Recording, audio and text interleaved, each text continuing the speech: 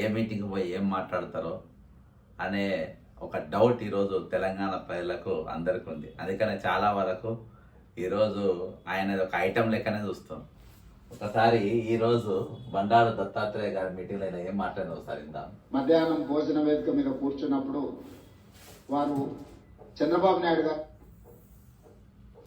నేమన్నా నీతి ఆయోగ్లో పాల్గొన్నప్పుడు ప్రధానమంత్రి గారితో మధ్యాహ్నం భోజన వేదిక మీద కూర్చున్నప్పుడు వారు చంద్రబాబు నాయుడు గారిని చూపించి ఆప్కే సాథీ ఇద్దరే అని అంటే నేను చెప్పా, నేను స్కూల్ మీ దగ్గర చదువుకున్నా, కాలేజ్ ఆయన దగ్గర చదువుకున్నా, ఇప్పుడు ఉద్యోగం రాహుల్ గాంధీ గారి దగ్గర చేస్తున్నా.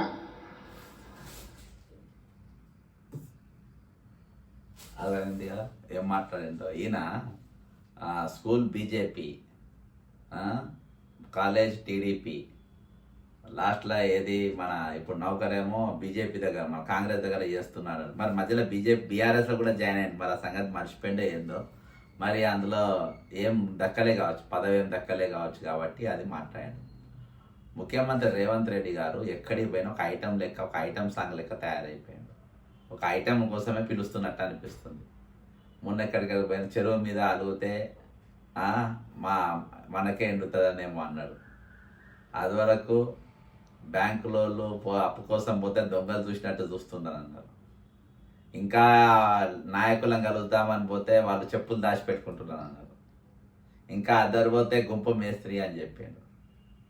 ఈ విధంగా చిల్లర మాటలు, చిల్లర చేష్టలు తప్ప కుట్రపూరితమైన ఆలోచనలు అవి తప్ప ఈరోజు తెలంగాణకు ఒక డిగ్నిఫైడ్ చీఫ్ మినిస్టర్గా ఉండాలి, ఒక సబ్జెక్టు మాట్లాడే సీఎంగా నేను ఉండాలి అనేది లేనే లేదు. ఈరోజు అక్కడ ఇంకో కొన్ని మాటలు మాట్లాడాను. దీనికంటే ముందు నేను సబ్జెక్ట్ ఇదే తీసుకున్నా కాబట్టి ఇదే మాట్లాడుతున్నాను. కిషన్ రెడ్డి గారు నాకు బాగా, కిషన్ రెడ్డిని గెలిపించిందే ఈయన కదా, కిషన్ రెడ్డిని ఈయననే గెలిపించే, ఇలా విశ్వేశ్వరరెడ్డి ఈయననే గెలిపించే, ఈటల రాజేందర్ని ఈయననే గెలిపించే. బీజేపీ ఈరోజు ఎల్కేజీలకు ఉన్నంత అదే స్కూలింగ్లో ఉన్నంత బంధం వేరే ఎక్కడ ఉండదు కాబట్టి స్కూల్కే ఎక్కువ న్యాయం చేస్తుంది. అందుకనే ఈరోజు చంద్రబాబు నాయుడు మీ మిత్రుడు అని నేను చెప్తున్నాను, కానీ మిత్రుడు అని అనలే. నాకు తెలిసి నరేంద్ర మోడీ మీ గురువు అని చెప్పొచ్చు, గురువు అనే అనొచ్చు. ఈయన మీ మిత్రుడు అని చెప్పేసి చెప్పుకుంటాడు. కాబట్టి ఈరోజు తెలంగాణ డిగ్నిటీ ఎక్కడికి దిగజార్చిందంటే ఎంత చిల్లర స్థాయికి దిగదా అంత చిల్లర స్థాయికి ఈరోజు తెలంగాణ తీసుకొని వచ్చింది. ఈరోజు ఇది చాలా పెద్ద ఎత్తున ట్రోల్ అవుతూ ఉంది. ఎక్కడ చూసినా ఇది పెద్ద ఎత్తున వైరల్ అయిపోయింది. ఈరోజు మూడు పార్టీలు మారింది. 4వ పార్టీ, ఒక పార్టీ అని చెప్పుకోరు కానీ 4వ పార్టీలో చేసినోడు ఒక విప్పుగా చేసి